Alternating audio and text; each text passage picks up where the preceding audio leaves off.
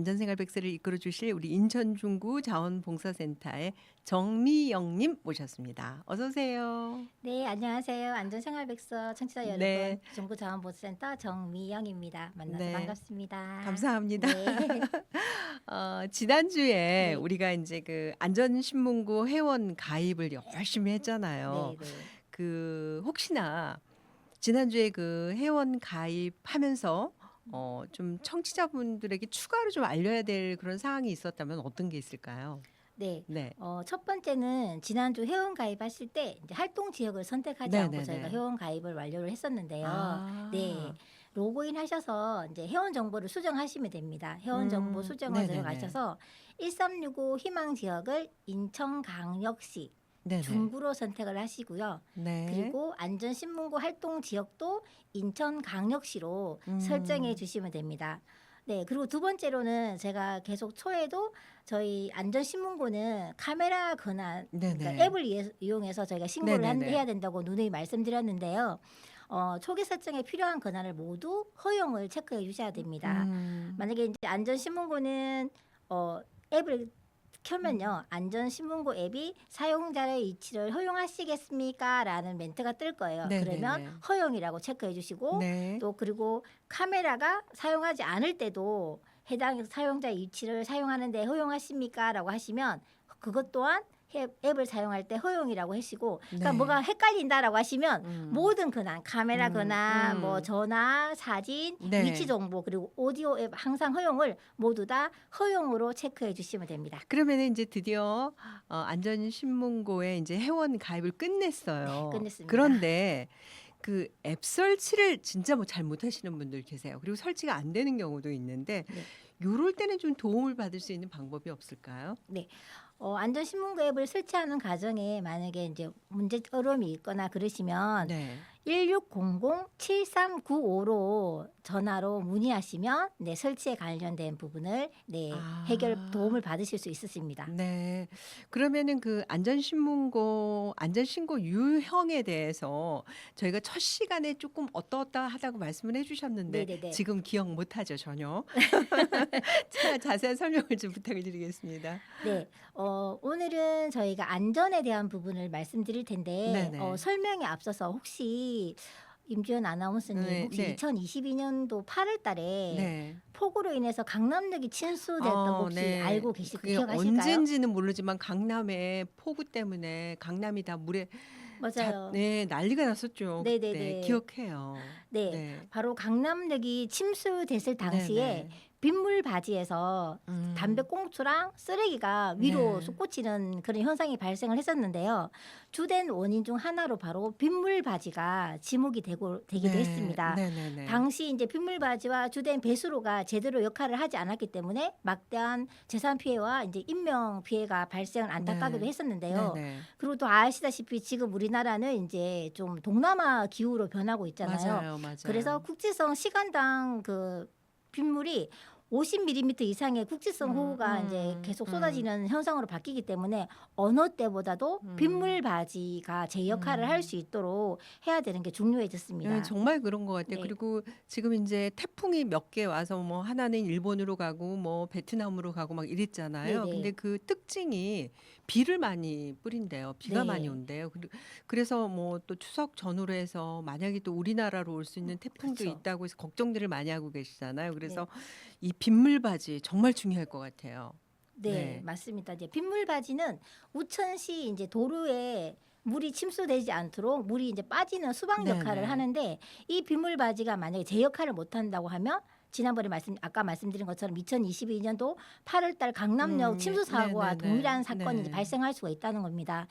빗물 바지 위에 쓰레기, 담배꽁초, 낙엽이라든지 흙 음. 등이 묻혀져 있으면 당연히 그곳으로 빠져나가야 될 빗물이 못 빠져나가고 그렇죠.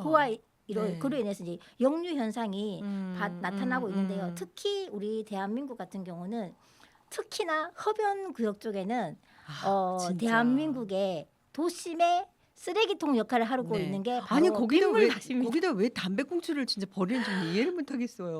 맞습니다. 아, 네. 참. 담배꽁초가 가득한 이제 빗물바지의 음. 문제점을 다 아시고 계시겠지만 네 가지로 요약을 해드리자면 음. 첫째는 이제 악취 발생 및 환경 문제가 발생하는 부분이고요. 그쵸. 두 번째는 이제 환경 오염, 그리고 세 번째는 배수 시스템 문제, 그리고 네 번째는 비용 증가라고 할 수 있는데요. 뭐 악취 문제나 뭐 배수 시스템은 지금 앞전에서 말씀드린 것처럼 알 수가 있겠지만 네네. 특히 환경 오염 부분에서는 어떤 부분이냐면 국제 해양 단체 이제 오션 커버선시라는 보고서에 따르면 전 세계 해양 쓰레기 1위가 바로 담배꽁초라고 합니다. 무려 아이고. 21%에 해당되고요. 그리고 환경운동연합이 전국 13개 도시에 이제 플라스틱 쓰레기통을 수거해서 조사를 해보니까 그 중에 가장 높은 비율을 차지하고 있는 것 역시 담배꽁초였고요. 이 담배꽁초는 셀룰로스 아세테이트라는 미세 플라스틱을 함유하고 있습니다. 이 미세 플라스틱은 1만 개의 가는 실로 섬유 실로 이제 이어져 있는데 이게 네. 분해되는데 최소 10년이 걸리고요. 이 담배꽁초가 빗물바지를 통해서 하수구 그리고 강, 하천 그리고 바다로 유입이 된다고 하면 바로 해양 생태계를 오염시키고 그 해양 생태계를 오염시키면 우리는 먹이 사슬이잖아요. 그치, 결국 그래서 우리가 먹게 그쵸. 되는 거죠. 그래서 결국은 우리 인간에 돌아와서 우리가 그런 미세 플라스틱을 먹고 그런 네 위험에 참. 처한다고 생각하시면 되실 것 같습니다. 네. 어우, 진짜 새로운 걸 알았네요. 저는 그게 미세 플라스틱으로 된지 몰랐어요. 담배꽁초가. 네. 야, 진짜 갑자기 걱정이 막 앞서는데 이 빗물바지 청소에 있어서 그러면 좀 그 청소를 좀 자주 할 수 있는 방법은 없을까요?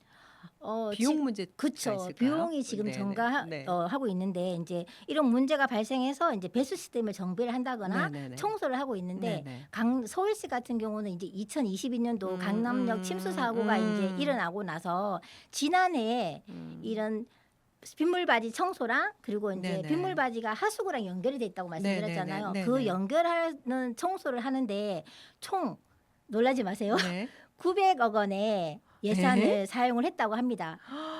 그쵸? 900억 원이요? 네. 그런데도 불구하고 지금 아마 뭐 허병구역이라도 가보면 계속 야. 시와 뭐 구청 담당자 이게 전담 관리자까지 지정될 정도로 운영을 하고 있는데 그런데도 불구하고 3일만 지나면 또다시 빗물바지는 네, 쓰레기통으로 네. 네. 그래서 빗물바지에 이렇게 덮개로 덮어놓은 걸까요? 그러면 그런 경우도 많이 봤는데 저. 절대로 덮여놓으시면 안 돼요. 그건 근데 아니에요. 그쵸. 왜냐 이제 뭐 상가 주인분들이나 네네. 네. 건물 주인분들이 그런 거 보기 싫어가지고. 그쵸. 만약에 네. 거기서 빗물바지에서 왜냐면 하수구가 흐르잖아요. 그렇죠, 그러다 보니까 그렇죠. 악취라든지 아니면 지나가던 사람들이 거기다 담배꽁초를 버린다거나 쓰레기를 투기를 할까봐 네네. 이제 고무판이나 장판으로 막아 놓으셨는데 이것 또한 이제 침수 사고의 지목 원인으로 되기도 했기 때문에 절대로 덮어 놓으시면 안 돼요. 아주 네. 위험한 네. 우리가 부분입니다. 길거리에다 담배꽁초 버리면은 그 벌금이 있잖아요. 네네. 그러면은 요런 데다 버려도 이것도 벌금이 있어야 될 것 같은데. 그쵸. 네. 근데 이제 가태료가 부과되는 네네. 부분은 있긴 하지만 네네. 그거를 직접적으로 누군가 안전신문고를 통해서 어, 신고하지 어. 않는다면 그건 사실은 왜냐하면 음. 현장이 증거가 있어야 되잖아요. 그러니까요. 네네. 아이고, 제가 답답해서 드려본 말씀이에요.